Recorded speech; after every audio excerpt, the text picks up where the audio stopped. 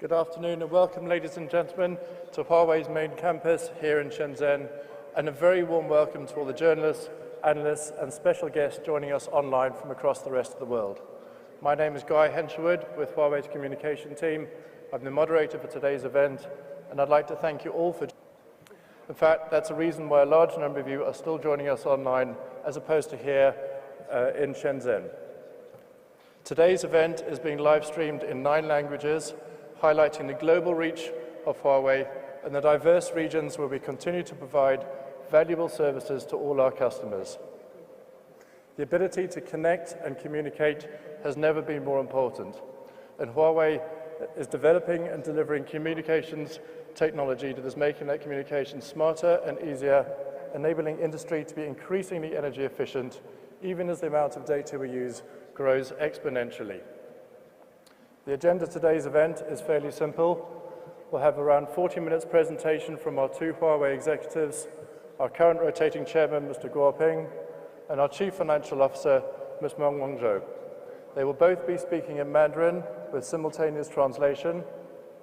Following that, we'll open the floor to questions for both here and online.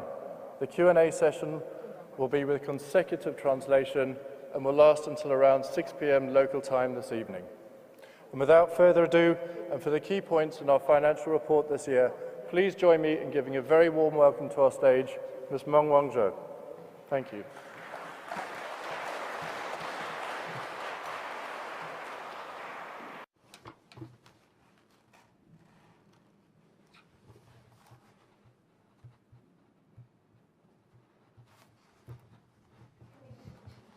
Dear members from the media, good afternoon. It's great to see you. The last time I attended a Huawei annual report press conference was 4 years ago. Today, when I see you again, especially as many of you have made it to the site despite the pandemic, I really feel great to have this face-to-face communication with you, and there's no such substitute to such interactions. The past 4 years have seen tremendous changes in the world, so in China, in the few months after I came back, I've been trying to catch up. I hope I will catch up. Well, you may also imagine that Huawei has changed a lot. So today, taking this opportunity, I'm going to share with you the latest information about Huawei. I will first share with you our performance in 2021. And the theme is solid operations, investing in the future. Our rotating chairman, Mr. Guo Ping, in his New Year message for 2022, said our overall performance was in line with our forecasts in 2021. In 2021, our revenue audited by the auditors was 636.8 billion yuan. We really appreciate the support from our customers, partners, and consumers. Last year, our net profit was 113.7 billion yuan, up 75.9% year-on-year. Cash flow from operating activities reached 59.7 billion yuan, up 69.4%. Meanwhile, we have seen improvement of our liability ratio, which was 57.8% in 2021, down 4.5 percentage points compared with the previous year. From these financial figures, you can see Huawei's overall financial position is sound. The overall financial resilience is strengthening. Let's look at our revenue breakdown by businesses. Our carrier business revenue reached 281.5 billion yuan, with more than half coming from outside China. Overall, our market share of the carrier business and also revenue in the carrier business were in line with our forecasts. Let's look at our enterprise business. In 2021, our enterprise revenue hit 102.4 billion yuan. Especially our new businesses like Huawei Cloud and Digital Power enjoyed very strong growth, which was over 30%. And then let's look at our consumer business. In 2021, our consumer business revenue reached 243.4 billion yuan, while revenue from handsets, tablets, and PCs declined due to some restrictions. However, wearables and smart screens achieved very good growth, over 30% growth. So that's the revenue breakdown by the three major businesses. Based on such a revenue size, our net profit reached 113.7 billion yuan, increasing by 49.1 billion yuan. Even when we exclude earnings from asset disposal, our net margin still improved, and that is due to the following reasons. First, we adjusted our product mix in sales, so our sales margin was improved. We also refined supply planning. Better collaboration has enabled us to shorten the cycle from order to revenue. In addition, as Huawei has accumulated ICT expertise, through digital operations, we enhanced internal operation efficiency. In 2021, our selling and administrative expenses dropped by nearly 10 billion yuan. We also see that our cash flow from operating activities reached 59.7 billion yuan, up 69.4% year-on-year. Our collection to revenue ratio is sound. That means our revenue represents cash that can be collected. The increase of our operating cash flow directly reflects that our major businesses have improved their ability to generate operating cash flows, and the company is more capable of dealing with uncertainty. And this will help guarantee our ability to continue investing for the future.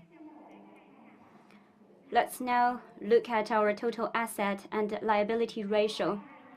In 2021, in the audited report, our liability ratio was 57.8%, down 4.5 percentage points compared with the previous year. In addition, from our asset structure, you can see nearly 99% of our assets are tangible assets, which is the result of our steady and organic development strategy.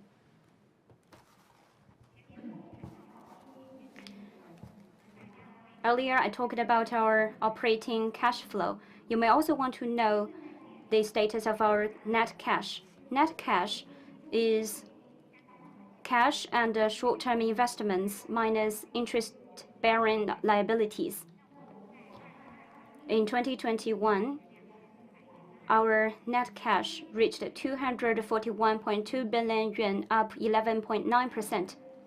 In a word, from these figures of revenue, profit, cash flow from operating activities, you can see that we are improving our financial performance, and such performance is the foundation for us to ensure continuous investment in the future. The value of a company is not only reflected by its financial performance, especially for a high-tech company like Huawei. The future-oriented long-term investments can better reflect the real value of a company. The real value of Huawei lies in the capabilities, teams, and platforms we have built with our long-term R&D investment. And they are the real key to Huawei's long-term and sustainable competitiveness. So next, I would like to share with you Huawei's R&D investments. Huawei puts customer value above shareholder returns and does not constrain R&D investment by profits. This is a principle we have always followed. We invest 10% of our revenue in R&D that was written into Huawei's charter. Here you can see from 2012 to 2021, our R&D expenses. You can see that in 2013, the R&D expense to revenue ratio was 13.2%. And then in 2021, R&D expense to revenue ratio was 22.4%, which is one of the highest ratio in Huawei's history. According to the 2021 EU Industrial R&D Investment Scoreboard, Huawei ranked second. We always believe that benchmarking our R&D investment against revenue is the key to us continuously delivering value to our customers. So no matter how our profits change, we have always followed this principle. We do not try to maximize shareholder returns, but prioritize sustainable development and innovation in order to better serve our customers. Based on the financial figures I've shared, I want to conclude with this. Huawei's greatest assets are its rich reserves of talent, ideas, theories, engineering expertise, methodologies, as well as well-run processes. This is the real value behind Huawei's beautiful financial report. Thank you.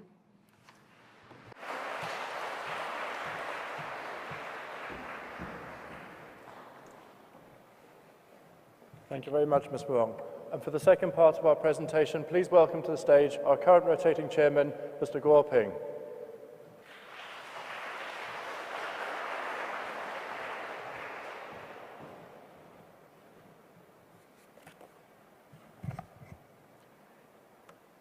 各位媒 Hello, everyone. Ms. Meng shared with us our financial performance over the past year. I know that many of you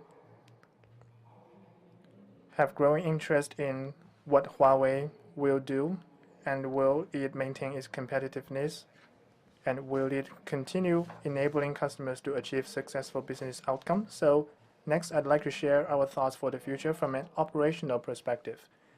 My topic is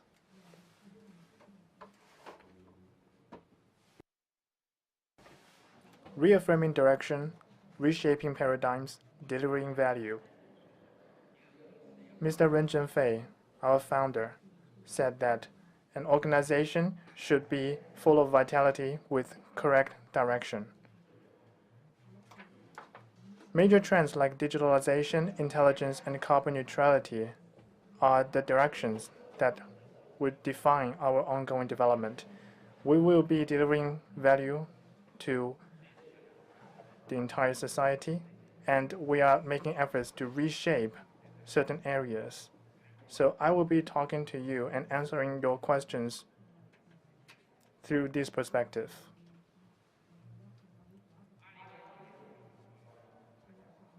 We managed to survive 2021. Earlier at Mobile World Congress, held in Spain, Huawei and our partners won multiple awards. One category was for our innovative products and solutions. Another, in collaboration with carriers and industry partners, was for digital innovation.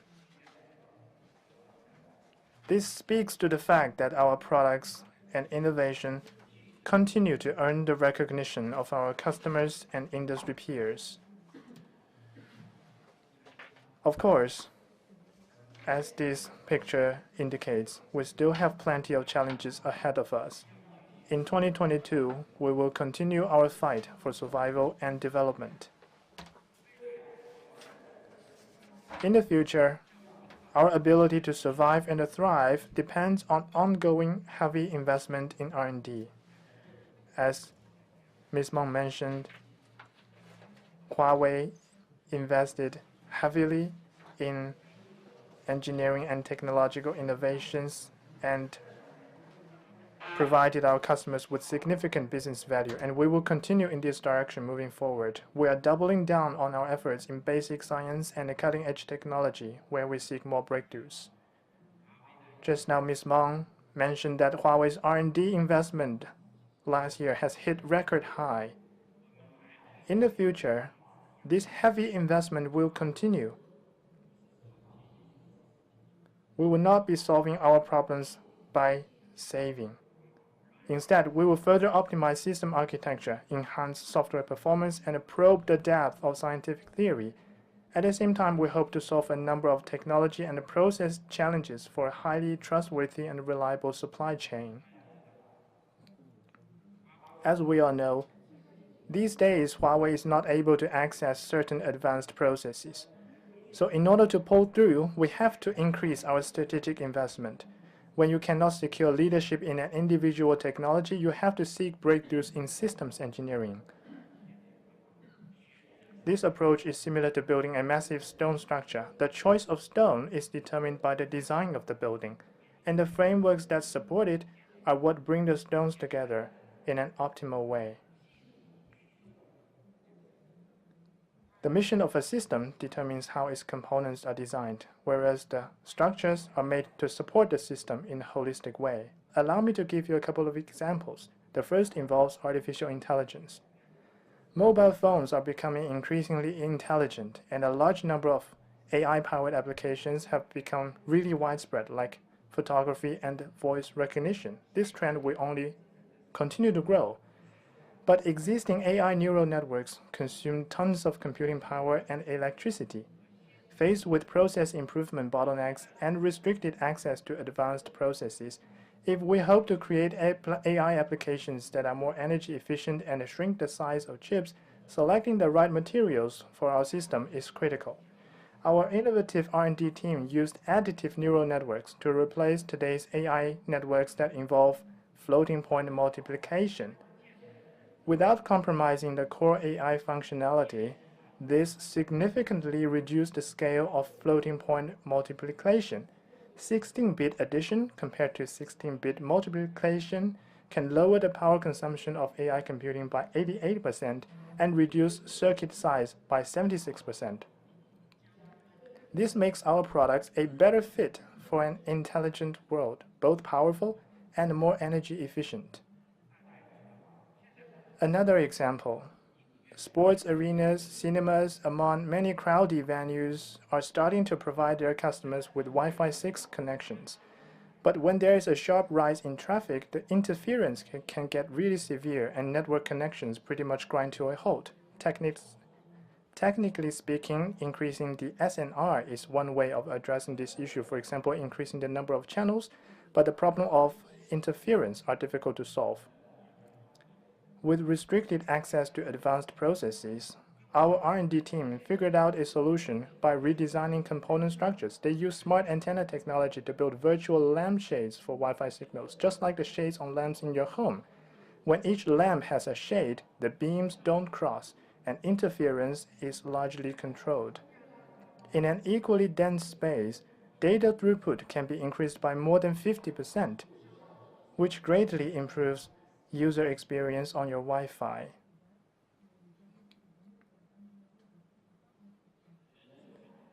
Talent, scientific research, and an innovative spirit are the three critical ingredients for Huawei's future. We put together ICT industry's most pressing challenges and are actively attracting top minds around the globe so that world-class talent can work on world-class problems. We want to attract top minds in great numbers. Let experts unleash their full potential in key business domains, give them a full play, and encourage them to pursue scientific advancement without constraint. With a large talent pool, we can continuously drive breakthroughs in theory, architecture, and software. We're happy to see that on the Forbes list of the world's best employers in 2021, Huawei ranked 8th. And we will keep working hard to make Huawei a more attractive place to talent. We remain open and are building out a global portfolio of tech capabilities.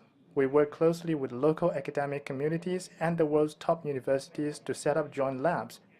Near those universities, to inspire exploration, thought leadership, openness, and critical thinking, we have opened a number of Spark cafes. They are open to public, serve as a bridge to connect scientists, and will inspire advances in science and technology and build beacons that guide us to a brighter future. Next, let's have a look at breakthroughs in science and technology. Huawei is working hard to reshape 3 areas of the ICT industry: fundamental theory, architecture, and software. First, rethinking fundamental theories. We will keep exploring next-generation MIMO, wireless AI, among other theories and the technologies which will take us even closer to Shannon's limit.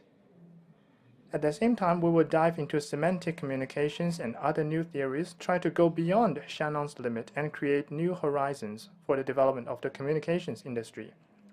Our efforts in pushing the frontiers of communications theory have already begun to bear fruit. Our Meta AAU, an innovative massive MIMO product, can add 30% in both uplink and downlink coverage and reduce energy consumption by 30%. In March, MWC held in Spain. This was one of the awarded products. Second, reshaping architecture. In telecoms, we are leveraging the wireless and optics synergy and using photoelectric fusion to address challenges like ultra-high frequency, ultra-large bandwidth, and ultra-high speed. We also hope to break through process bottlenecks in future chip making. As for computing, AI and big data applications are growing rapidly, but the traditional CPU-centered architectures are unable to keep up, and we are actively working to address this issue. We are developing a peer-to-peer architecture that uses a unified bus to enable GPUs, NPUs, and new hardware to more effectively support the explosive growth of AI applications. Finally, reinventing software. The explosive growth of AI is significantly driving up demand for computing power, while advancements in hardware tend to be slowing down. In response, we have made software a greater priority and streamlined our technology systems for basic software. With Harmony OS and Euler OS, we aim to maximize the computing potential of diversified hardware. With our MindSpore framework, we're helping scientists and engineers significantly improve the efficiency of AI development. Through our software engineering capability enhancement transformation, the number of cells and the scheduled users for wireless have been doubled. The user access performance of Ethernet switches quadrupled, and our leadership in optical transmission products cemented.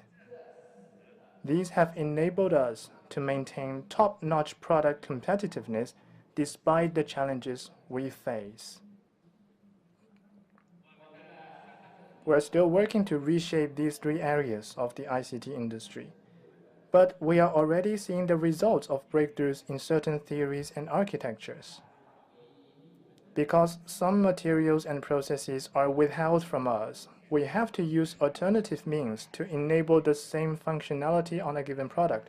For example, for base stations, to enhance performance and reduce power consumption, we have to look at the most power-hungry components on them. Power amplifiers for RF units. Huawei is using gallium nitride to make more efficient power amplifiers. Its amplification efficiency for high-frequency signals is much higher than that of LDMOS transistors and other traditional semiconductor materials, which allows us to reduce power consumption by 20%. In optical communications, with breakthroughs in LCOS, digital optical layers, and holographic optical algorithms, our OXCs have been able to achieve one-hop connections for optical networks. We will keep investing in foundational technologies to ensure product functionality while maintaining our competitive edge. Data centers are booming right now. Here in China, you often hear about initiatives to balance the distribution of computing power across the eastern and western regions of the country. In this domain, we are planning far ahead into the future and hope to secure a leadership position in next-generation data centers. The problem facing today's computing architectures is that we are using a unified bus to enable GPUs, NPUs, and new hardware to more effectively support the explosive growth of AI applications. After we extend this design from single servers to computing centers, third-generation cluster computing centers will increase performance by a factor of 5 to 10. Apart from improving products and systems engineering, we are also increasing our investments in ecosystem development. Compared to traditional business segments, Huawei's cloud services, computing, smart devices, and intelligent automotive solutions rely heavily on developers and ecosystem partners, which are key to our success. Over the past few years, we have faced numerous challenges, but we managed to win the support of over 8 million developers around the world. They are using our open platforms, open source software, and development tools to enhance their development capability and efficiency. In the ICT domain, we've donated Open Euler, which currently has over 1 million instances in commercial use. We also keep working at our AI framework. It has seen more than 1 million downloads, and its performance has begun to win the recognition of the scientific community. We will continue pressing ahead with this AI framework. As for our consumer business, we're happy to know that Harmony OS was used by the end of 2021 in 220 million Huawei devices, and the third-party Harmony OS Connect devices shipment reached 115 million. Moving forward, we will work with our industry partners to build thriving Harmony OS, Open Euler, and MindSpore ecosystems. At Huawei, we are adjusting our business portfolio to adapt to the trends of digital transformation and carbon neutrality, as well as intelligence, and to better deliver value to our customers. Here are some examples. Developing real economy is the priority for China. Helping the real economy go digital is the mission of Chinese tech companies. Let's take a look at the coal mining sector first. For a long time, coal has played a major role in China's energy mix. However, ensuring the safety of miners remains a challenge, and the coal mining industry is racing to make mining safer using intelligent technologies.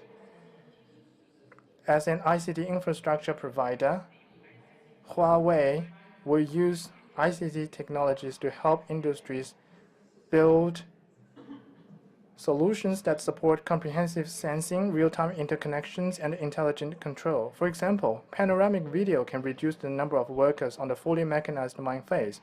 We've also got things like autonomous driving and intelligent inspections, all of which reduce risks for workers. Digital technology is making a difference, and our mine team will make sure that the miners extract coal in suits and ties. Next, let's look at how Huawei digital power business helps realizing carbon neutrality. We are working to turn PV systems into smart PV generators so that we can harness even more energy from the sunlight.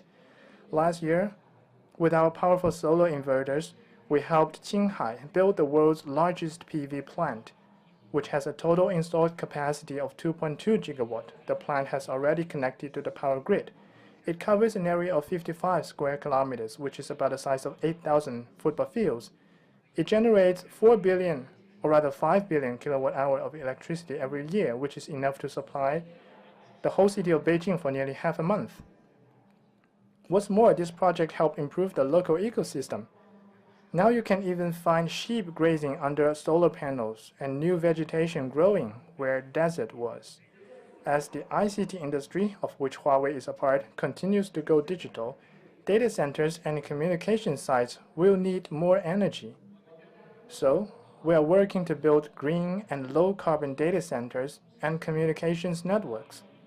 We want each individual watt to support more connections and computing power. Here's another example on the consumer side.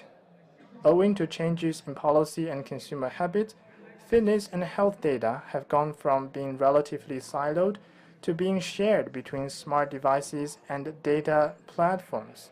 This has caused a surge in the demand for wearables that support fitness, and health management. To date, Huawei has shipped more than 100 million wearables. We're innovating non-stop to provide consumers with a broader range of fitness and health services. This includes working with medical institutions to provide proactive health management service. Huawei watches with blood pressure monitors, among a number of other products, have been certified as Class 2 medical devices. We will keep investing in the future to meet consumer demand for wearables.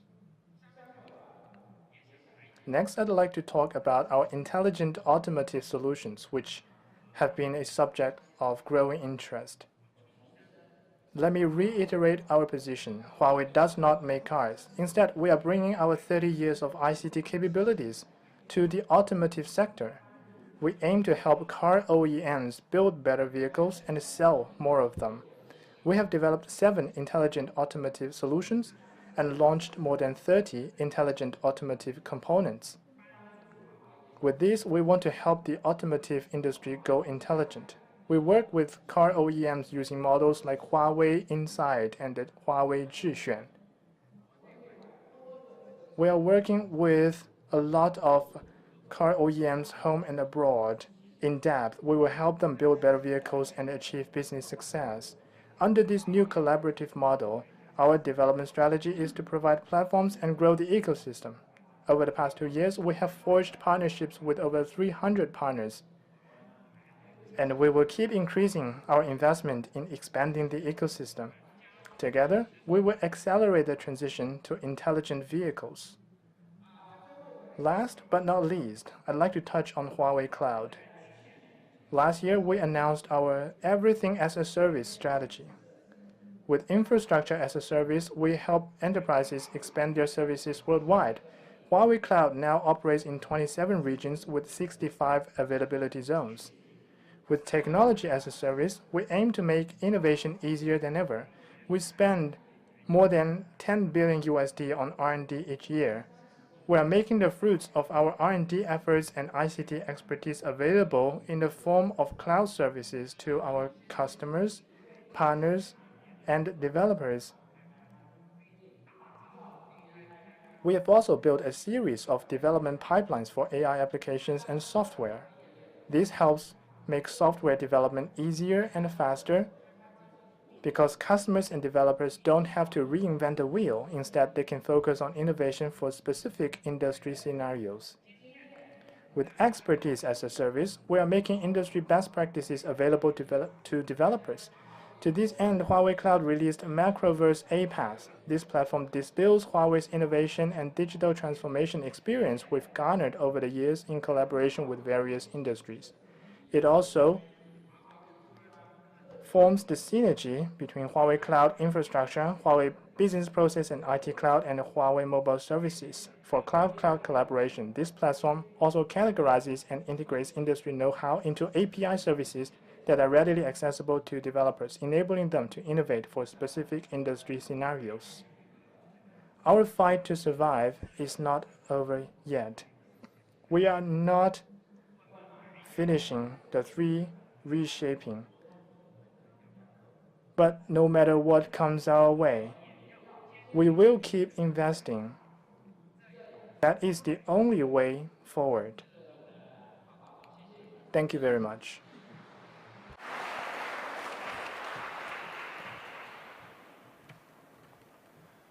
Thank you very much, Mr. Guo.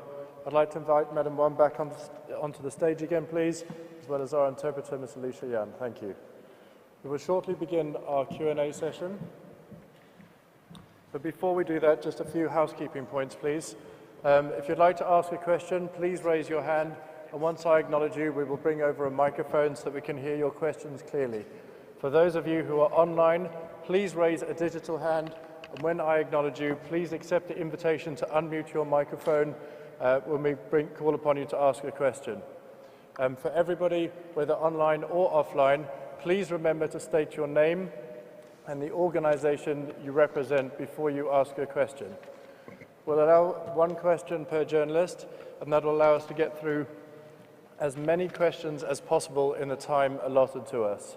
You may ask your question in either English or Mandarin. and our translator, our interpreter, will translate both the questions and the corresponding answers.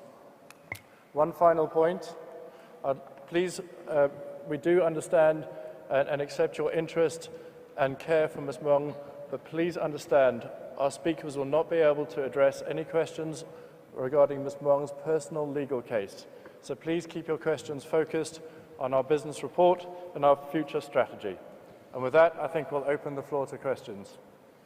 I think over here, the gentleman with the glasses in the second row. 您好，我是新华社的记者王潘，我想把我的问题提给孟总，因为去年9月份的时候，我是在宝安机场接着您的回来，我也非常期待这个时隔数年之后，能够在这个会场上再次听到您发布年报。我的问题是，刚才听到您和郭总都提到了去年一年的发展状况，我们觉得去年一年对于华为来说应该是一个非常艰难的生存之年。那么度过了去年之后，您对今年的一个期待是什么样子？您觉得今年是一个什么样的状态？您觉得这个华为是否已经度过了最黑暗的阶段？好，谢谢。This is from Xinhua News Agency. My question goes to Ms. Meng. As we have met, I went to Bao'an Airport last September when you came back. And I listened to the presentations from Ms. Meng and Mr. Guo. Both you mentioned the performance from last year, and we know that last year was a year of seeking survival for Huawei. So my question is, what are your expectations for 2022? And do you think that Huawei has passed the darkest moments? 谢谢你的问题。那2021年对华为而言，我们也许已经穿过了自此劫难的黑藏区，这与我们全体员工的努力是分不开的。我们的队伍在这3年的持续承压中更加的团结，我们的策略也在这3年中变得更加的明确。面向未来，我们依然会加大在人才研发领域的投入，我们会通过技术强度和人才浓度来保证我们的持续创新能力。我们也坚信，沿着这个领域，沿着这2个方向持续向前，我们能够长期的、持续的、有质量的为我们的客户和合作伙伴提供更高价值的产品和服务。谢谢。Thank you for your question. In 2021, Huawei might have stepped out of the blackout zone, and that would not have been possible without the hard work of every Huawei employee. Over the past few years, our teams have undertaken a lot of pressure, and along this process, we have become more united, and our strategy has become clearer. We will continue to invest heavily in talent and also R&D in order to ensure long-term innovation. We believe that with such investments, we will be able to continuously supply high-quality products and services and solutions to our customers and partners. Thank you. Thank you very much. I think we'll go online now. Bloomberg, you have your hand raised. Please accept the invitation to unmute your microphone. 下一个问题是线上媒体，有请彭博社的记者。Please go ahead. 好，谢谢大家。请教一个问题哈，2位总裁，华为是如何解决这个芯片供应链连续性问题的？有没有自建芯片工厂解决连续性问题这种打算？然后现在进展如何？长期看来，对于芯片供应链安全，这个华为怎么看？谢谢。Thank you. The question is about chipset supply. Does Huawei have any plan to build your own production facilities to produce chipsets, and what is the progress of that? In the long term, how are you going to ensure security of your chipset supply? Thank you. 从沙子到芯片，解决整个半导体的问题，应该说是一个非常复杂的、非常漫长的投入工程，需要有耐心。那么本来在全球化的环境下呢，这些技术重复开发不一定有商业价值的，但是在市场割据和技术封锁的情况下，可能产生新的需求。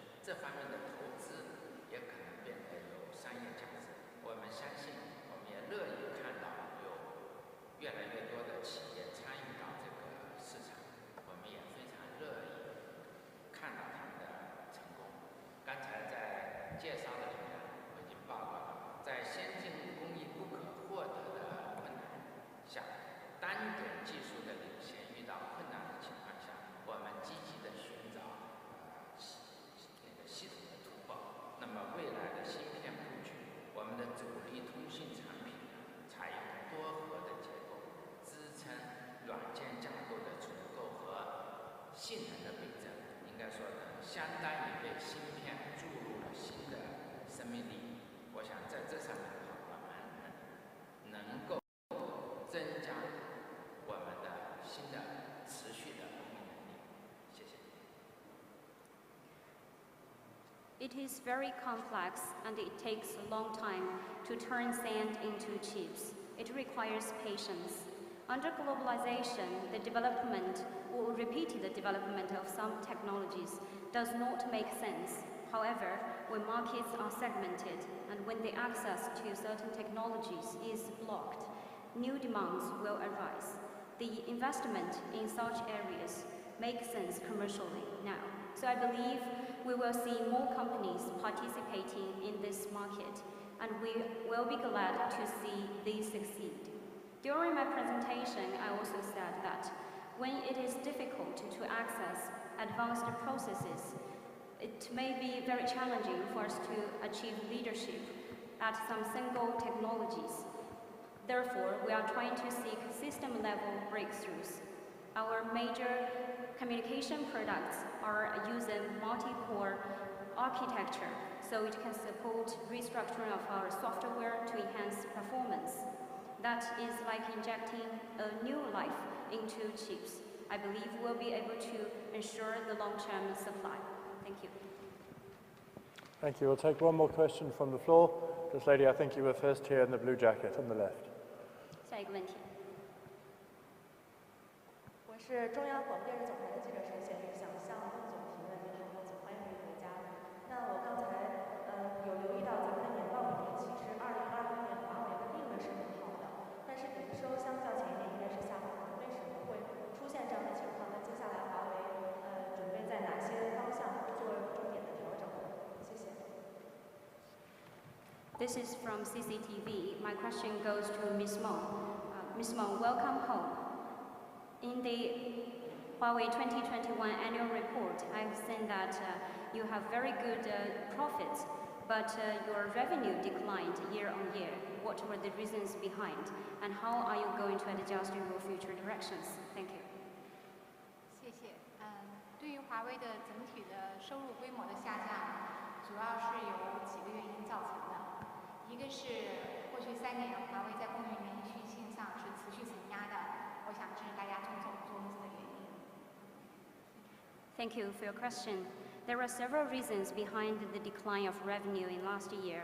The first one is over the past 3 years, Huawei has faced supply continuity challenges. I think you all know this already. 在我刚才的报告中已经提到了美国的多轮制裁，其实对华为公司的手机、PC 这样的业务是受到了很大的承压的。那另一方面，我想说的是，中国的5G 建设已经在2020年基本完成，所以在中国的5G 部署上已经没有那么多的客户需求了，这是第二个方面的原因。And the second reason is, as I've said during the presentation, the multiple rounds of restrictions imposed by the US have significantly affected our business, especially smartphone and PC businesses. In addition, the 5G construction in China was basically completed in 2020. Therefore, the customer demands are not that high. 第三个原因是华为和全球众多企业一样，在疫情下依然也承受了一样的压力。The third reason is just like any company in the world, Huawei has been pressured because of the pandemic. 无论怎样，对华为而言，为客户服务就是我们的目标，所以我们会持续保持在研发领域的投入。在我刚才的汇报中，大家应该能够看到，过去10年华为的累计研发投入接近8500亿人民币，仅2021年我们的研发投入是1427亿。所以在未来的业务展望中，我们会持续保持在人才和研发领域的投入。So no matter what happens, Huawei will continue to do everything we can to serve our customers. We are going to continuously increasing R&D investment. During my presentation, I also said that over the last decade, Huawei's R&D investment amounted to nearly 850 billion yuan. And only in the year 2021, our R&D investment was 142.7 billion yuan. We are going to continuously investing heavily in the future. Thank you. We'll take another question from the floor. This lady in the black jacket over here, please.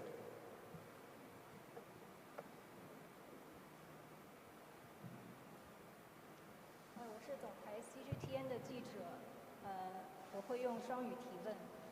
孟总您好，自从您顺利回家已经6个月的时间，在这段时间里，您的这个工作的感想，个人的感受是怎么样的 ？Mr. Meng, it's been 6 months since you returned to China. What can you tell us about the work you've done since you got back, and how do you feel personally? Thank you. 谢谢你的提问。我想用一句最简短的中国的俗语来回答你的问题：洞中方一日，世上已千年。回家这6个月，我唯有努力的学习，才能赶上祖国的变化。非常感谢。Thank you for your question. I just want to briefly answer your question by saying that the world has changed so much. Over the past 6 months, I've been learning and trying to catch up. Thank you. Thank you. We'll take one more question from the floor. 现场的再提一个问题。The lady in the dark suit over here. Thank you.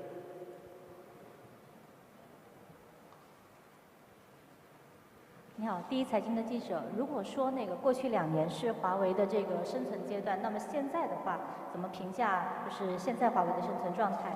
另外一个就是在财报当中，我们提到了多项业务，比如说华为云、新能源、数字，还有这个企业业务以及汽车。那这些新的业务哪些会成为未来华为增长的火车头？今年的整体的目标增长情况怎么样？谢谢。This is from China Business Network. If we say that in the past 2 years, Huawei has been seeking survival, then what is the status of Huawei this year? And I also want to know the contribution of your new businesses in the financial report. For example, Huawei Cloud, Digital Power, and Intelligent Automotive business. Will these new businesses become the engine of growth for Huawei in the future? And what are your future targets on that? 刚才你提到了华为的新业务，我想就其中一个新业务跟您分享一些数据。华为云在2021年实现了销售收入是201亿人民币，那么实现的增长是34%，相比上年同期。对华为云而言，目前华为云已经是全球 IaaS 市场在中国排名第2，在全球排名第5的企业。那华为云在去年，也就是2021年正式提出一切皆服务的战略，所以在2022年，我们将紧密围绕着这个战略，加快我们在全球的数据中心和加速网络的部署，使我们的客户能得到一致化的体验。看郭总有没有要补充的。So talking about Huawei's new businesses, I just want to give you one example, Huawei Cloud. Our revenue from Huawei Cloud last year was 20.1 billion yuan, up 34% year on year. And in the global IaaS market, Huawei Cloud ranked number 2 in China and number 5 globally. In 2021, Huawei Cloud has developed the strategy of everything as a service. In 2022, it will continue to implement this strategy and invest in data centers and also better improve the networks to ensure seamless experience across the globe. I will see whether Mr. Guo has anything to add. Okay, thank you. Thank you. We'll take another question from the floor. Let's go over to the right-hand side this time. This lady in the white top with the glasses. Thank you. 管理层您好，我是南华早报的记者，我想了解一下，自从抱歉，乌克兰跟俄罗斯的冲突开始之后，希望对于俄罗斯的经济制裁有没有影响华为在俄罗斯的业务的发展？包括手机和鸿蒙系统方面的业务有没有一些新的变化？然后想了解一下接下来在俄罗斯市场的一些计划。谢谢。This is from South China Morning Post. As after the breakout of the Ukraine and Russia conflict, many countries have imposed sanctions on Russia.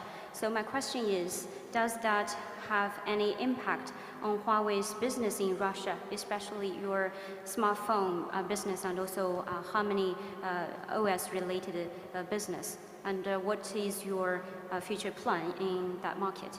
Thank you. 对这场战争和这场战争导致民众遭受的苦难，华为深表关切。我们也看到了各国都在积极地想办法。那么华为和大家一样，也希望看到尽快实现和平停火止战。我们也相信各国领导人的智慧能够解决这一危机，尽快恢复正常的商业环境。Our sympathy goes out to people suffering from this conflict, and we have seen that countries are looking for solutions. Just like every one of you, we hope to see a ceasefire and end of the war as soon as possible. And we believe that the wise leadership will soon put this crisis to an end and restore normal life. Thank you. 至于你提到的，我们也注意到了一些国家和地区出台了一些政策，这些政策、这些措施很复杂，也在不断的变化。华为还在谨慎的评估中。那么，至于你提到的 Harmony OS， 我们没有在海外发展的计划，目前还没有。手机的海外发展计划，目前还没有。We have noticed that some countries and regions have issued related policies, but those policies are complex and they are constantly changing, so we are carefully evaluating those policies. As for the Harmony OS, currently we have no plan to launch or to promote Harmony OS outside China. We use Harmony OS on the phones outside China. Thank you. Right, let's give some of our colleagues online a chance to ask a question. Please make sure we can see you and have your video on if you anticipate asking a question. Okay, Sai Jing, I see you have your hand raised. Please accept the invitation to unmute your microphone.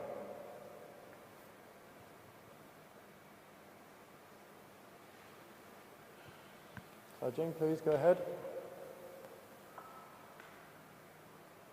You're live, please go ahead. OK， 我是来自财经杂志的谢丽蓉，很高兴有机会来提问。我想问一个问题，在收入下滑的情况下，华为如何保证有充足的资金继续进行高额的研发投入？能不能分享一下在研发经费将来具体会投放到哪些领域？未来研发投入的比重还会这么高吗？谢谢。This is from Caijing.com. As your revenue has declined, how are you going to ensure you have sufficient funds for R&D investment? And also, in which areas are you going to invest in the future? And what will be your R&D investment to revenue ratio in the future? 在刚才我的报告中，大家应该能够看到相关的数据。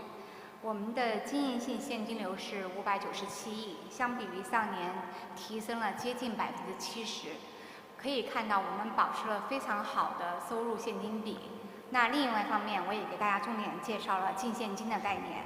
那净现金，华为目前的净现金是2412亿，这些都是我们面向未来进行研发投入的保障。During the presentation, I've already shared with you some data. Our cash flow from operating activities last year was 59.7 billion yuan, up nearly 70% year on year. We also have a very good collection to revenue ratio. In addition, our net cash was about 241.2 billion yuan in 2021, and these are a foundation for us to ensure heavy investment in R&D. 面向未来，我们会在研发领域保持持续的高强度投入。那这些投入主要是面向几个方面，一个是进行系统架构的优化，那另外是软件性能的提升和基础理论的探索。这3个领域在刚才郭总的报告中，大家也应该能够看到。我们希望通过解决技术和供应的难题，来提高为我们的客户提供高可靠度、高可靠性的产品。谢谢。In the future, we will continue investing in R&D, and the R&D investments will mainly go to 3 areas. The first one is the system architecture, and second, software enhancement, and third, studies of fundamental theories. Mr. Guo has already shared those 3 areas in his presentation.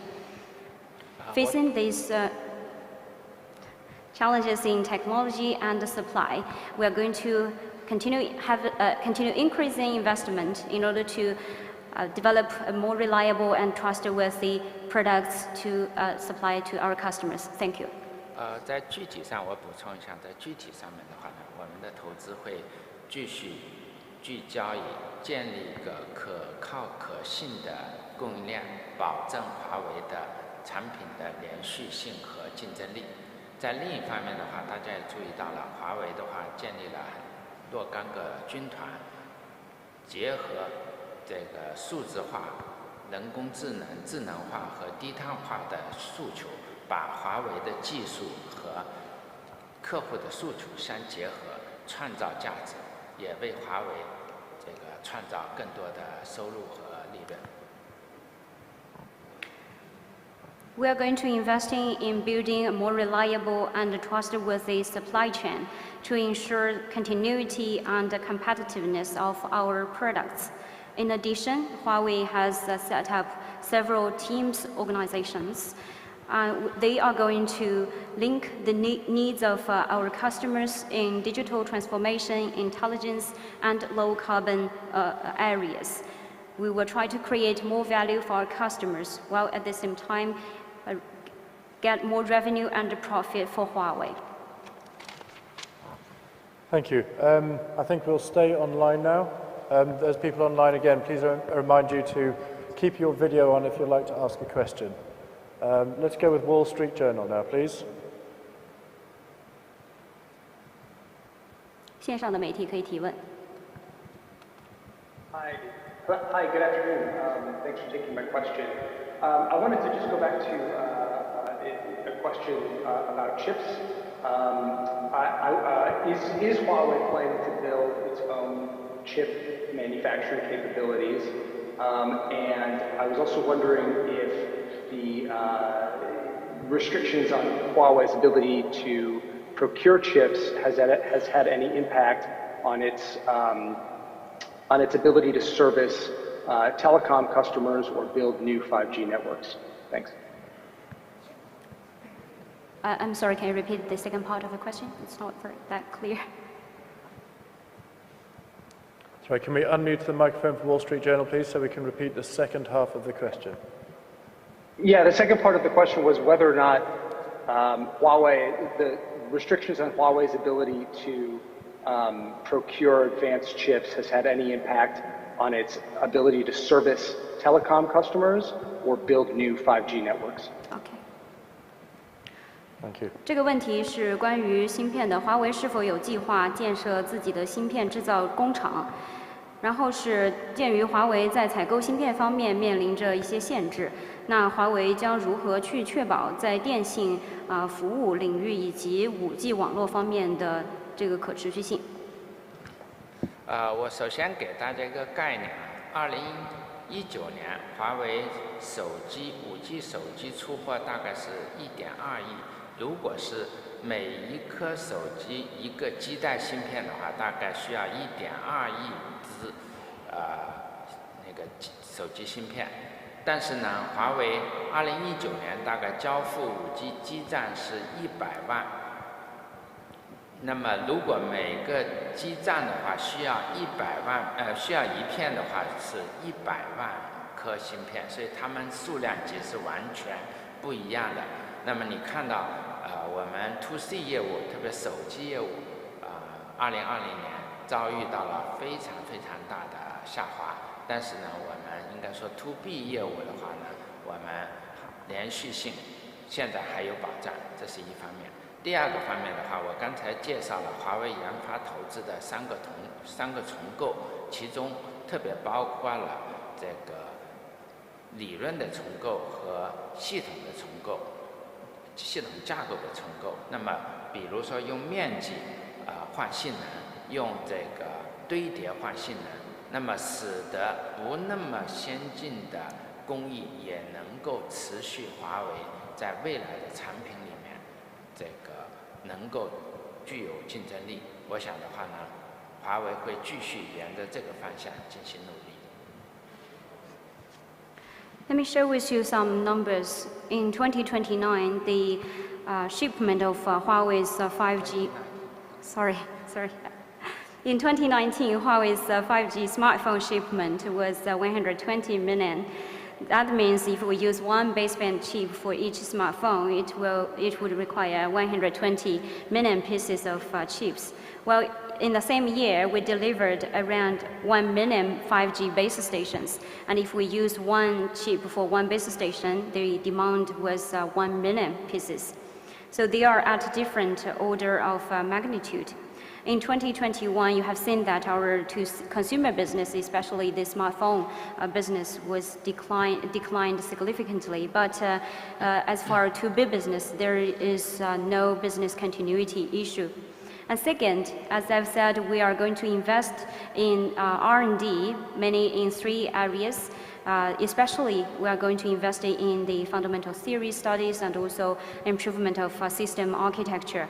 We wanted to improve performance by using a large area or by stacking of chips.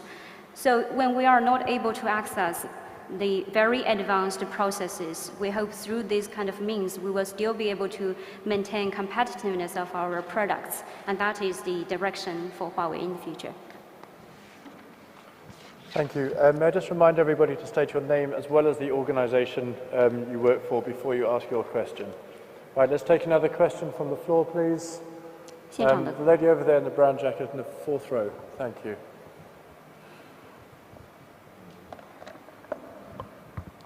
两位好，我是凤凰卫视的记者。华为的消费者业务面临较大的下滑，想请问一下，最大的困难是在哪里？有没有哪些解决的方案？谢谢。This is from Phoenix Television. My question is, as your consumer business is declining sharply, what are the challenges you are facing and what are your solutions? Thank you. 是的，美国连续多年的制裁给华为造成了非常大的困难。其中特别是消费者中的手机业务，因为手机的基带芯片，手机的芯片需要有强算力、低功耗和那个很小体积的需求，那么我们在获得性上面还有困难。That's true. After rounds of sanctions, we are facing great challenges. Our smartphone business was impacted significantly because for the chips which are used in the smartphones, they require strong computing power, low power consumption, and a small size. Therefore, we are having difficulties in accessing those chips. 我们在积极的有关各方探讨手机的可持续性的解决方案的同时呢，我们也在拓展像可穿戴、运动健康、全屋智能等等一些新的领域。应该说，我也很高兴，我们的这个声音产品、我们的可穿戴产品，应该说都获得了非常高速的发展。就刚才我在报告里面提到的，我们的这个可穿戴的手表手环已经超过过亿的用户了，所以我们也会在这些若干个新的场景里面寻找新的发展机会。We are actively looking for solutions to ensure sustainable development of our smartphone business, while at the same time, our wearables and our products for fitness and health, as well as for smart home scenarios, are enjoying very high-speed growth. As you have seen in my presentation, among the wearables, the number of users for Huawei watches and Huawei bands has exceeded 100 million. So we are exploring opportunities in these new scenarios. Thank you. Let's take another question from the floor. Let's take a question from the back. The lady at the back there with the glasses, on the left-hand side there. We can take a microphone across, please. 喂，孟总好，郭总好，我是深圳特区报的记者周雨萌。我有几个关于人才方面的问题啊，就是去年咱们华为招聘了多少员工，然后是否有裁员？今年是否有裁员？就是我们是否在有新的这个引进人才方面的计划？还有就是我们是如何发挥这个顶级人才的优势和作用的？谢谢。This is from Shenzhen Special Zone Daily.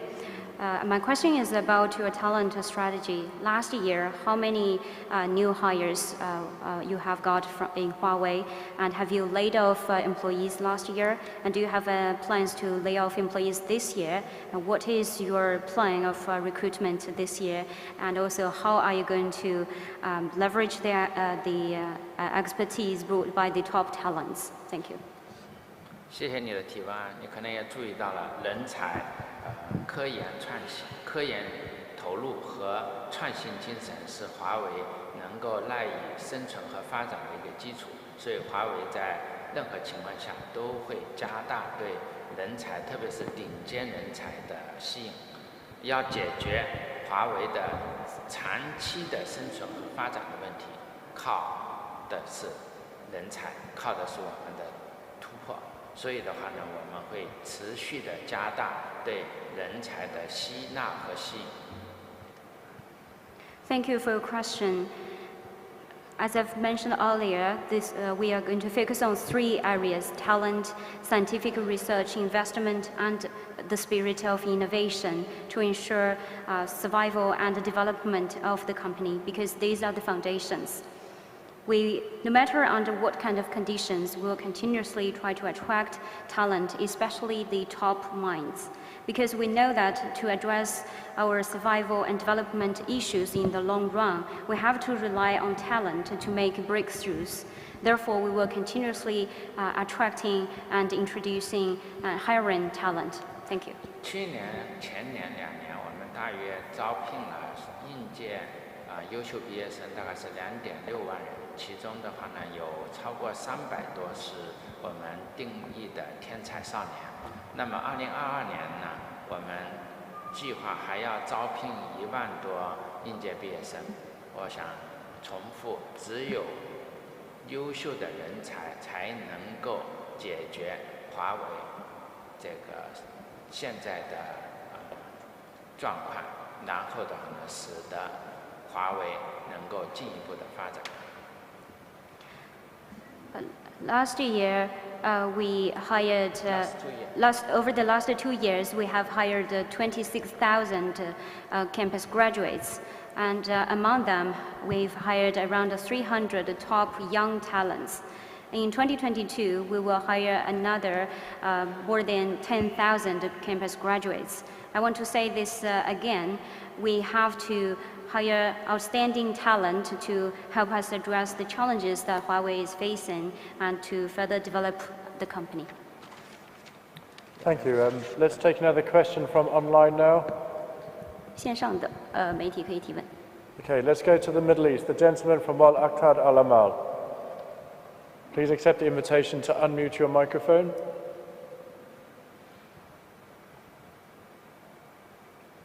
So please unmute your microphone. Al-Iqtisad wal-Amal, there you go, you're live now. Good afternoon. Can you hear me? Yes, we can hear you, thank you. Good afternoon, ladies and gentlemen. My name is Iyad Dirani. I'm from Al-Iqtisad wal-Amal magazine from the Middle East. We cover the Arab world. My question is for Ms. Wanzhou and Mr. Ping. The question is, the United Arab Emirates have a net zero strategic initiative for the year 2050. And Kingdom of Saudi Arabia is planning to cut its carbon emissions to net zero by the year 2060. These are just two examples of the Middle East countries' sustainability direction. With some of the longest sunlight hours in the world, mega data centers projects, and Huawei new digital power and cloud business focus, do you expect GCC countries in particular, and Middle East region in general, to be of strategic importance to improving Huawei's revenues in 2022 and beyond? Thank you. 大家下午好，这是来自中东的这个记者，问题是提给郭总，在阿联酋提出了到2050年实现净零的战略，沙特阿拉伯也提出了要到2060年实现碳零。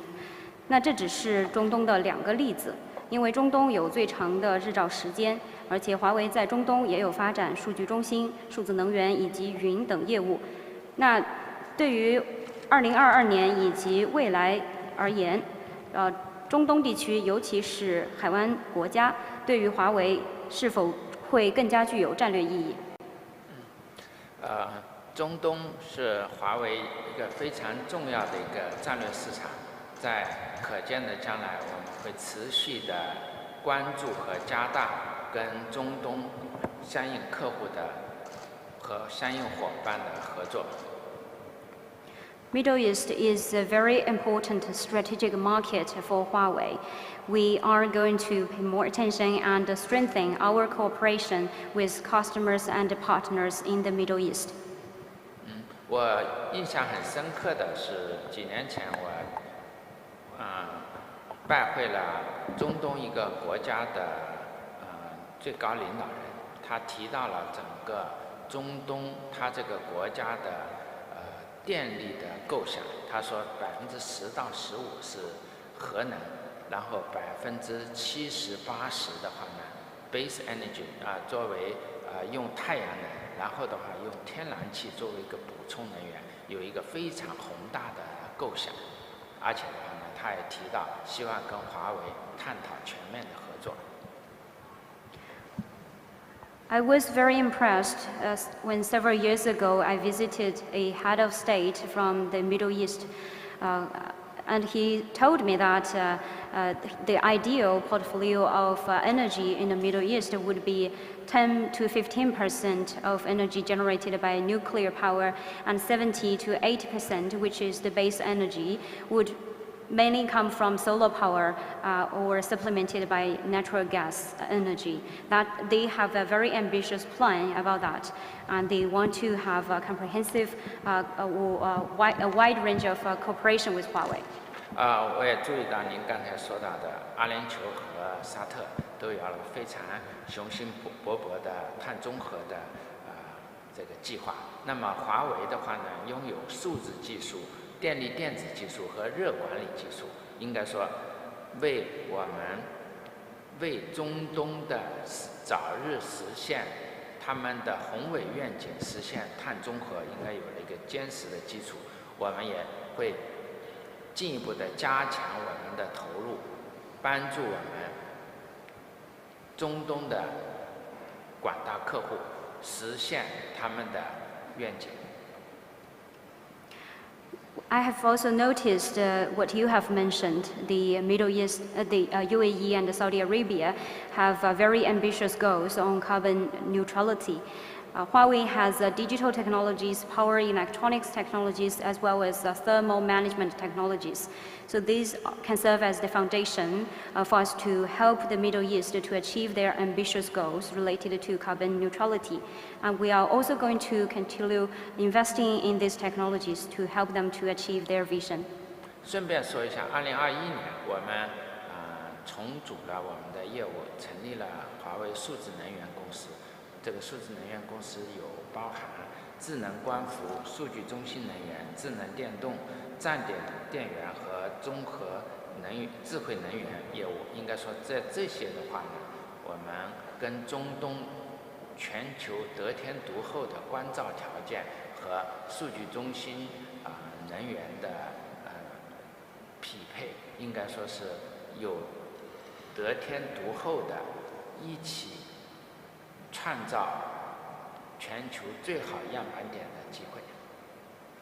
我们相信也会有非常广阔的合作前景。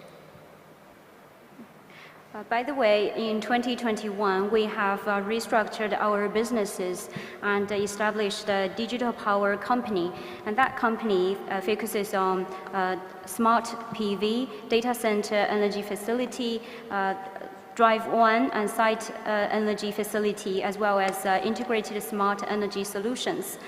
These kind of solutions, combined with the unique sunshine or long sunshine durations from the Middle East, we believe will be able to make the Middle East a good reference for the whole world, and there are huge opportunities for us to explore. Thank you very much. I think we'll take another question online. Let's have a look. Nanjing from Sohu, you've had your hand raised for a while. Please accept the invitation to unmute your microphone. Thank you. Please go ahead. 你好，我是搜狐科技的记者，想提一个关于云生态的问题。我们看到云的增长很快，能否分享一下华为云今年整体的目标和战略是什么，以及对于今年的重点业务市场和表现有何规划？谢谢。This is from Sohu. My question is about your cloud ecosystem. We have seen that your cloud business has been growing very fast. What is your target and strategy on cloud this year? And what kind of plan do you have for the market performance for the cloud business? 我记得3年前在上海，我们宣布进入公有云市场。并且要致力成为全球的5朵云之一。应该说，2021年我们实现了那个全球第5，但是呢，我们以全球的 Top 2还有很大的距离，所以我们要进一步的发展和逼近他们跟他们的差距。但是呢，跟他们的差距是一个方面，更重要的是在发展云服务的时候，为客户交付价值。3 years ago, we announced in Shanghai that Huawei was about to enter the public cloud market, and our target set by then was to become one of the 5 clouds worldwide. By 2021, Huawei Cloud became the number 5 cloud globally, so we have achieved that target. However, compared with the top 2 players, there are still significant gaps. Therefore, Huawei has to continue to grow our cloud business and narrow the gap with other vendors. Well, that is one thing, and more importantly, we hope that through our cloud services, we are delivering value to the customers. 2022年的话呢，增长是一个方面，比增长更重要的话，我们强调华为云的核心竞争力。那么在中国的话呢，华为云服务了超过600多个政务云，帮助了35个城市升级到了云原生。在金融领域服务了中国的6大银行，全部的12家股份制的商业银行以及 Top 5的保险机构。我们还服务了Top 50的互联网用户的大概70-80%的用户。那么在亚太的话呢，华为云也是增速最快的公有云的提供商之一。那么在拉美的话，华为云已经是节点数最多的云服务的提供商。我会沿着这个业务的扩展继续努力。另外一方面的话呢，我刚才在报告里面也提到，我们提出了一切皆服务的战略。我们22年会围绕着这个战略，加大我们的这个数据中心和网络的布局，提供全球一致性体验的网络，让业务全球高速可达。我们把华为10几万的工程师和我们刚才说到的全球第2个研发投入，把这些上面的积累不断的沉淀下来，开放出去，成为我们华为云客户的服务。我们会沿着这个方向进一步的提升我们的核心竞争力，为我们的客户，特别是选择华为云的客户创造价值。In 2022, besides seeking business growth, one more important area is we are going to enhance core competitiveness of Huawei Cloud. In China, Huawei Cloud is serving over 600 government clouds, and also we have helped 35 cities to have upgraded their cloud into cloud native. In the finance sector, we are serving the 6 largest state-owned banks and also the 12 joint stock commercial banks. We are also serving top 5 insurance companies, as well as 70 to 80% of the top 50 internet users. In Asia Pacific, Huawei Cloud is the fastest growing cloud, and in Latin America, Huawei Cloud has the largest number of nodes. In my presentation, I said that in Huawei Cloud, our strategy is making everything as a service. We are going to invest and improve our data center and network coverage to provide seamless experience to users anywhere in the world. Huawei has over 100,000 engineers, and our R&D investment was ranked number 2. Based upon such investment, we have great results, and we are going to make those achievements be available through cloud services. So that is a direction for us to enhance our core competitiveness. We hope that by doing so, we can deliver more value to customers who have chosen Huawei Cloud. Thank you. Right, let's take one more question online, please. With the hand raised over there, Peng Pai. Please accept the invitation to unmute your microphone.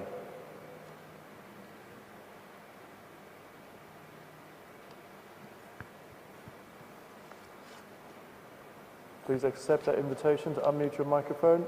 线上的请解除静音。Go ahead.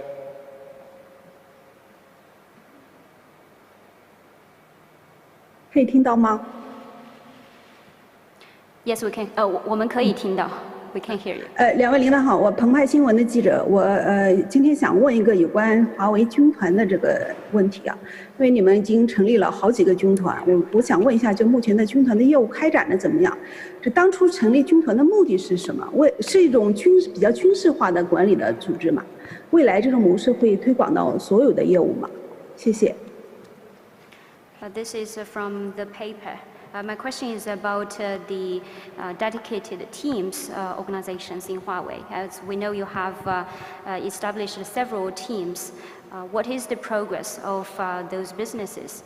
And what is the intention behind this?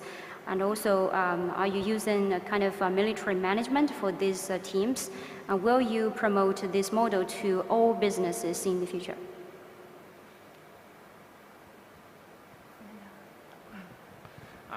那个军团的来源是2004年《纽约时报》介绍的谷歌军团，我们是参照它这样的模式来在华为内部形成了一个组织形式。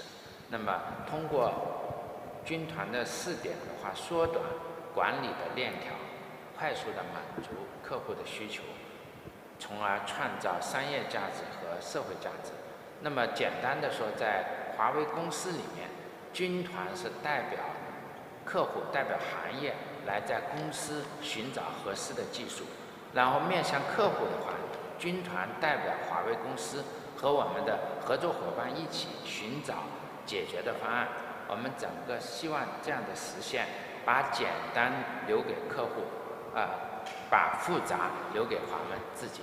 那么应该说是，华为产品线也比较长，技术也比较多，比较繁杂。我们通过军团的这样一个短链条的运作和管理授权，使得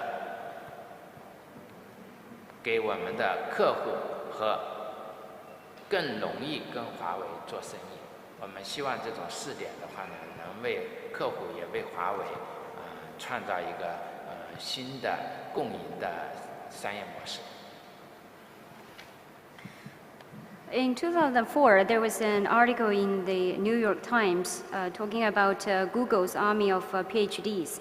So Huawei's team's organization referred to that model. Through this model, our purpose is to shorten the management chain to enable quick decision-making to create more business value and social value. So these teams, they represent customers and the industries in the company, and they look for the right technologies for them. And they also represent Huawei to work together with our partners to look for the right solutions for the customers. So by doing this, we hope that we can make things simpler for our customers, and we address the complexity ourselves.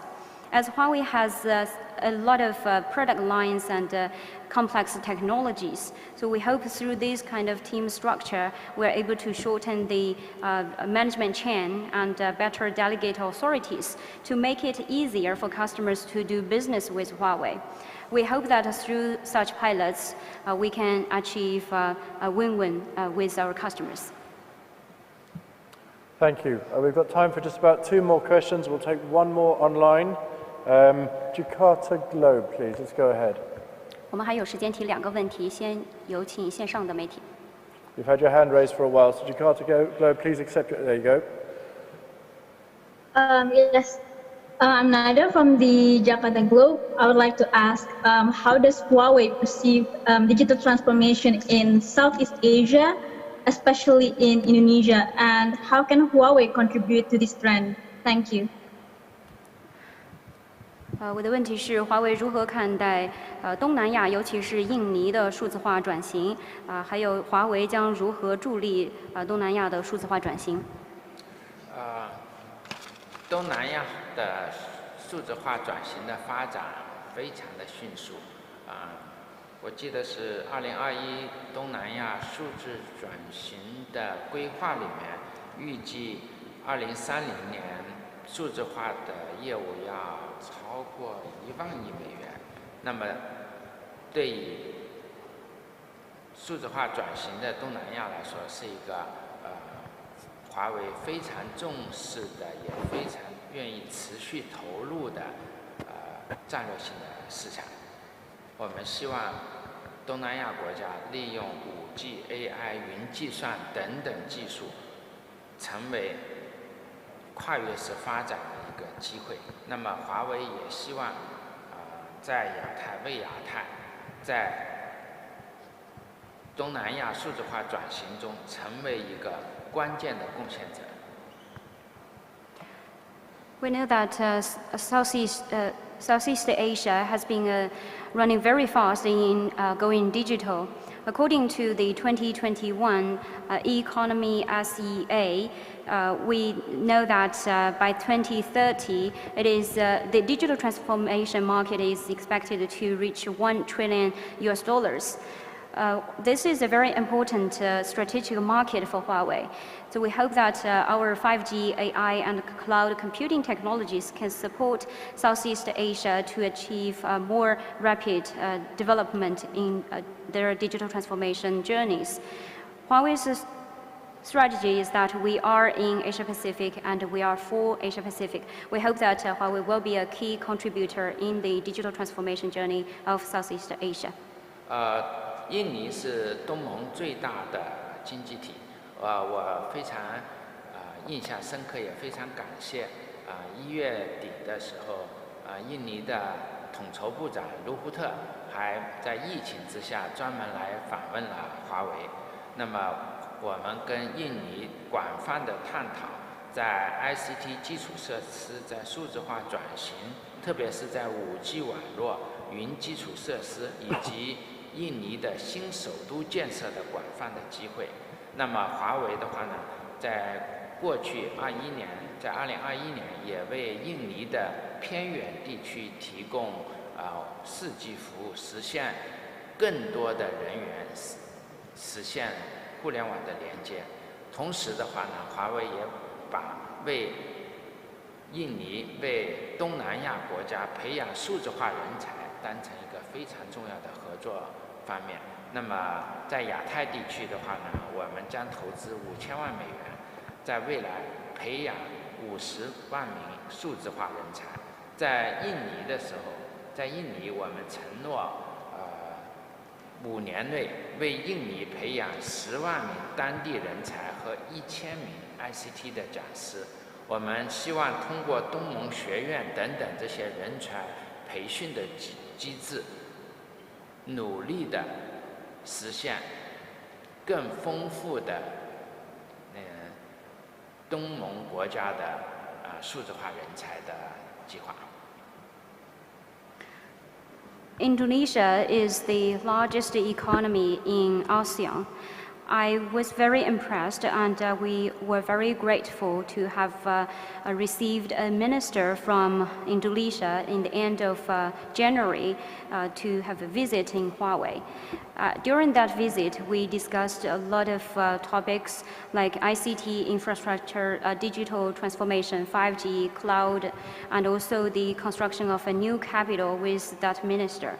In 2021, Huawei has helped extend 4G coverage into the remote areas in Indonesia. We've helped to connect more people to the internet.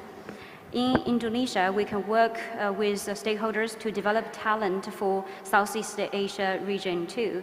We are going to invest 50 million in the next few years to develop 500,000 digital talent for Southeast Asia. In Indonesia, in the next 5 years, we will develop 100,000 talent and also 1,000 ICT trainers through ASEAN Academy and other Huawei programs and initiatives. We hope that we can help develop more digital talent for the region. I think we're over time, but we can just about squeeze one more question from the floor. So if anybody would like to raise their hand from the floor. The lady over there in the grey jacket and the white top, middle row over there. If we could take a microphone over, please. Yes, over there, please. Over there, please. Thank you. In the row just over here, please. Yeah, standing up, the lady standing up. Thank you. My name is Amber Chin, analyst from IDC. I have a question. The 2021 financial report shows that 16% of your company revenue comes from the enterprise business. And we learned that the enterprise users are more concerned about how these ICT applications can fulfill their business needs. So they wanted to know the underlying technology. So what kind of approach or approaches would Huawei take when you offer your solutions to these enterprise users? Thank you. 这是来自 IDC。我们看到在华为2021年的年报里面，华为的企业业务是贡献了16%的收入，但是对于企业用户，他们更多的是关注这些 ICT 的技术能够是不是能够满足他们的需求，他们并不是很关注底层的那些技术，所以在跟企业用户做生意的时候，华为是会采用一种什么样的方式来交付你们的解决方案呢？您说的对，对于企业客户的话呢，他们关注的是最后为他们带来什么的价值，所以这也是这个华为的话呢，组建了若干个军团，把华为5G 计算、云还有这个场景化的应用相结合，更靠近客户，为客户打造出场景化的解决方案，我们做的一个尝试。当然，这些千行百业的区别非常巨大，华为也不可能包打天下。我们能擅长的是在 ICT 技术，在我们刚说的数字技术，我们更擅长的是跟数学相关的这个技术，所以我们也需要广泛的伙伴，需要生态的合作，一起靠近我们的客户的需求，和我们的伙伴一起打造出场景化的解决方案，从而的话呢，使客户能够从华为的先进技术里面获得利益。我想您提的问题也是华为进行军团化试点的一个原因。谢谢。You're right that enterprise customers only care about what kind of value they can get from those technologies. And that is one reason why Huawei has established the teams. And these teams can look at how we can use the 5G computing and cloud and scenario-based applications to address the specific needs of the industrial customers. We know that different industries have different needs and different characteristics. And Huawei is not able to do everything by ourselves. Huawei is good at ICT technologies or digital technologies, or I should say technologies which are related or enabled by mathematics. Therefore, we want to work with our partners in the ecosystem to develop scenario-based solutions to meet the needs of the enterprise customers. 我也想补充一句啊，华为技术有限公司是技术有限的，所以的话呢，我们也不需要为全世界的所有的区域、所有的客户服务。我们所要做的是为那些选择了华为的客户，用华为产品多产品的组合优势，为选择华为的客户创造价值，那么促进华为所有的努力，促使帮助我们的客户实现商业成功。谢谢。We know that Huawei does not have all the technologies. We only have limited technologies. So we cannot serve everyone in the world. What we want to do is to use our rich product portfolio to deliver value to the customers who have chosen us and help them to succeed. Thank you. Thank you very much, ladies and gentlemen. Unfortunately, that is all we have time for today. If you have any further queries, please see a member of Huawei's communications team. I'd like to give a big thank you to our speakers on stage, Mr. Gore and Ms. Meng, our interpreter, Alicia, and please give a thank you to all the interpreters and the communications team working behind the scenes. Thank you very much to all of you in person. For those of you online, hopefully we'll see you in person at the Huawei Analyst Summit in April, but that's all we have time for. Thank you and goodbye. 那么今天的活动就到此为止。如果大家有更多的问题，可以联系华为的企业沟通团队。我们一起感谢我们的发言人郭平先生和孟晚舟女士，还有所有的翻译人员和会务人员，感谢大家的支持。希望在不久之后的华为全球分析师大会上再次与大家见面。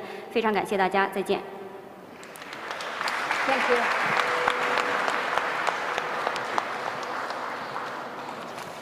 Thank you. Thank you very much. Cheers. Thank you. Well done.